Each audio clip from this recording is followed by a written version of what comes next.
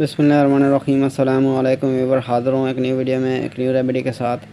Weaver, रात को सोते वक्त खुश्क आलू बुखारे के चंद दाने खा लें। ख़तरनाक बीमारियों को मुकाबला करने के लिए ये फल आपकी बड़ी मुश्किलात को आसान कर देगा।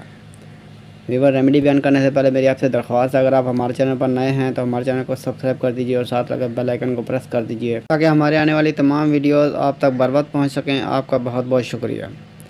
तमाम फलों की तरह आलू बुखारा एक लजीज फल है जिसकी अफादियत से अक्सर लोग वाकिफ़ नहीं हैं। आलू बुखारे के बेशुमार तिब्बी फ़वाइद हैं जो बीमार अफराद के लिए दुआ का काम कर सकता है। मज़कूरा फल सुर्खी, माइल, स्याह और जायके में चाशनीदार होता है, लेकिन क्या आप खुश्क आलू बुखारे के फ़ायदे जानते हैं?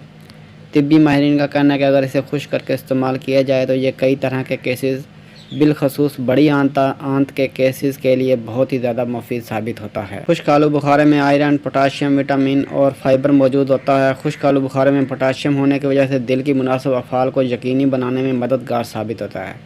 अगर रात को सोते वक्त आलू बुखारे के 10 दाने खाए जाएँ तो सुबह को अजाबत सही होती है।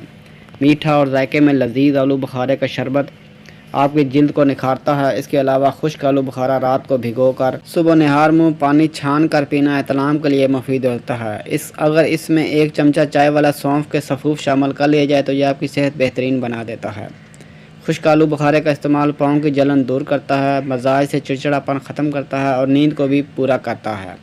अब तक के लिए इतना ही, मिलते हैं नेक्स्ट वीडियो में एक न्यू रेमेडी के साथ। वीडियो अच्छी लगे तो लाइक कीजिए, शेयर कीजिए और हमारे चैनल को सब्सक्राइब कर दीजिए और साथ लगे बेल आइकन को प्रेस कर दीजिए ताकि हमारे आने वाले तमाम वीडियोज़ आप तक बर वक्त पहुँच सकें। आपका बहुत बहुत शुक्रिया।